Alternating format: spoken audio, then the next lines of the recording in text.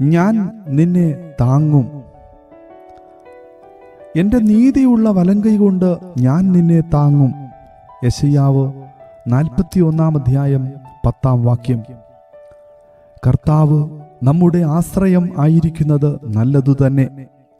എന്നാൽ അതിനേക്കാൾ വളരെ പ്രാധാന്യമേറിയത് കർത്താവ് നമ്മെ താങ്ങിയിരിക്കുന്നു എന്നതാണ്.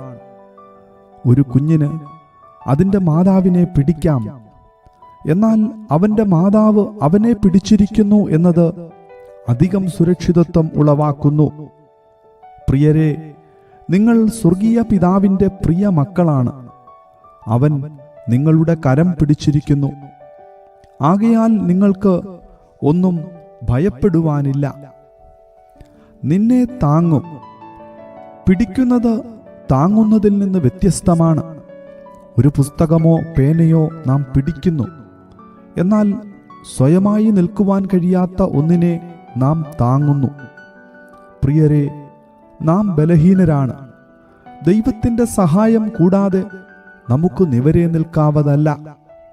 സ്വന്തം കഴിവിൽ നിൽക്കുവാൻ ശ്രമിച്ചാൽ നാം പരാജിതരാകും.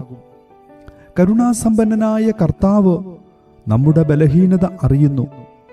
ആകയാൽ തൻ്റെ നീതിയുള്ള വലങ്കൈ കൊണ്ട് അവൻ നിന്നെ താങ്ങും എന്ന് വാഗ്ദത്തം തന്നിരിക്കുന്നു.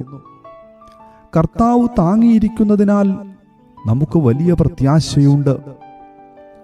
യൂദായുടെ ലേഖനം 24 വീഴാതവണ്ണം നിങ്ങളെ സൂക്ഷിച്ച് തൻ്റെ മഹിമാസന്നിധിയിൽ കളങ്കമില്ലാത്തവരായി ആനന്ദത്തോടെ നിർത്തുവാൻ ശക്തിയുള്ളവൻ എന്ന് വായിക്കുന്നു. എത്ര അനുഗ്രഹിക്കപ്പെട്ട ജനമാണ് നാം! നമുക്ക് സ്വയമായി നിൽക്കുവാൻ കഴിയുകയില്ലെങ്കിലും ഭയപ്പെടേണ്ടതില്ല. വീഴാതവണ്ണം കർത്താവ് നമ്മെ താങ്ങും. ആ തേജസ്സേറിയ സുദിനത്തിൽ നമ്മെ തൻ്റെ മഹിമാസന്നിധിയിൽ ആനന്ദത്തോടെ നിർത്തേണ്ടതിനാണ് അവൻ നമ്മെ താങ്ങിയിരിക്കുന്നത്.